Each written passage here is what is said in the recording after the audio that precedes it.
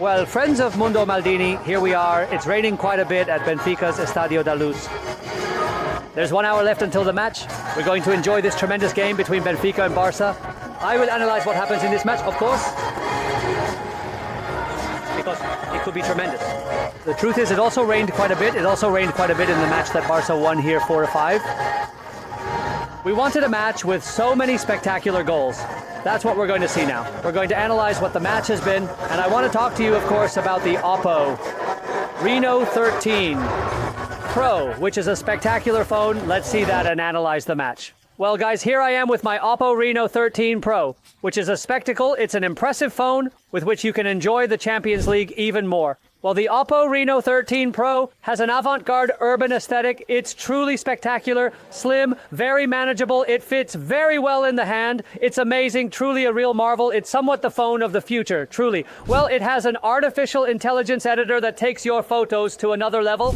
It has several, but for example, live photo. It has another for motion, iMotion, and a night portrait. Well, it has several more, but they are all spectacular. Well, it has water and dust resistance, which is very important. It meets all the justifications for that resistance. For example, if you drop the phone while washing dishes, nothing happens. If water spills on it, nothing happens. For a match with heavy rain, watching a match and taking photos in a torrential downpour, nothing happens either. That is very important in this phone. Truly, the Oppo Reno 13 Pro is the perfect phone to enjoy the Champions League. I'm telling you the truth. Well, friends of Mundo Maldini, the match has ended. Here I am at the Estadio de la Luz. Barca has won 0-1 with that goal from Raphinha in a match that I think was colossal for Barca, and I don't say colossal because of what we usually see from Barca, a constant generation of goal opportunities. A team that controls the ball, presses high, and pushes the defense up high. Today it wasn't like that, but it wasn't like that because the match demanded something different. When you are left with 10 players in the 20th minute and have 80 more minutes plus stoppage time against a good team like Benfica ahead, the effort Barca put in was formidable. It was formidable, logically. It was tremendous. I have to say several things. I think Cubarsí's expulsion was fair. It must be said, I think the Benfica player was getting away and Cubarsí brought him down at the edge of the area when it was a one-on-one situation. I think it's a red card for Cubarsí. Barca had already experienced this in Monaco on the first match day of this Champions League. That day they ended up losing 2-1, and today they won 0-1 in a match of tremendous merit. Benfica has done some slightly strange things. They've moved Pereiro further up and placed Ausnes as a pivot. Ausnes, who usually plays further up. It wasn't until the second half that they changed their attacking approach, because in the second half, with one more player, they finally did increase the width with Álvaro Carreras, who, by the way, cannot play the return match, just like Cubarsí. And on the right, they also brought in Dal, who is left-footed, to try to deliver crosses from the sides, but nothing came of it because Barca, first of all, did an excellent defensive job.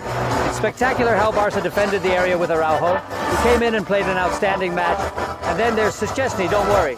But at the end of the video, I want to dedicate a minute to Szczesny. But how Barca defended against the attack.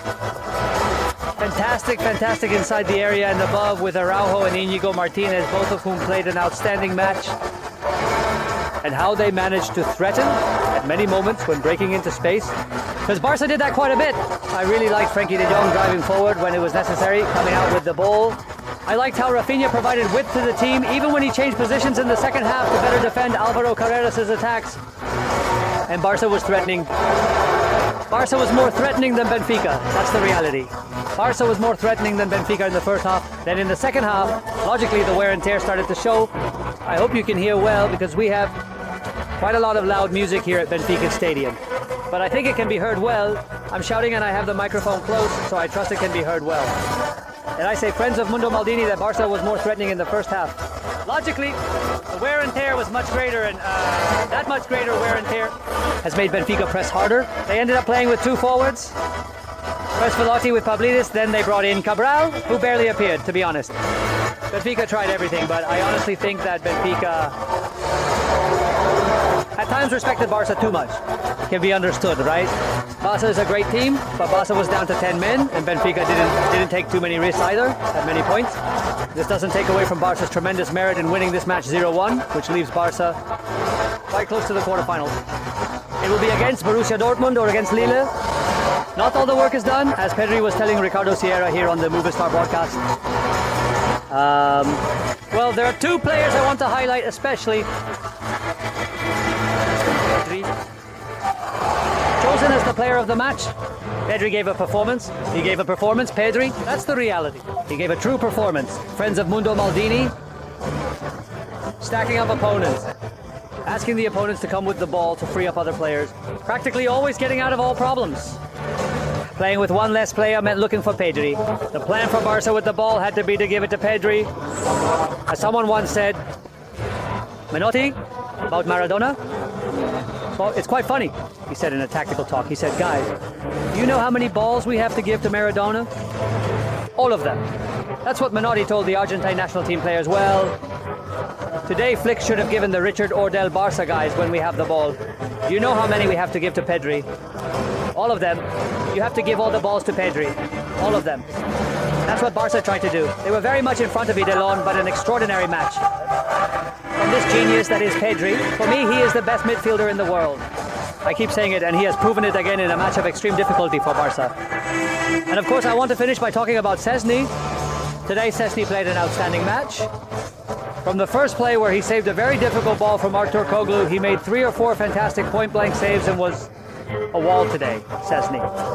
By far, he played his best match since he arrived at Barca. Here in this stadium, in that famous 4-5, he had a rather poor performance, it must be said, quite poor. And today, he played an extraordinary match. Of course, in the end, Benfica, playing with 10 men for 80 minutes, logically created danger. Naturally, they created danger. And there was Szczesny to resolve it. I believe Barca's victory is deserved. I think it was a great exercise of... Together! How great. From great Alvaro, man. How great, dude.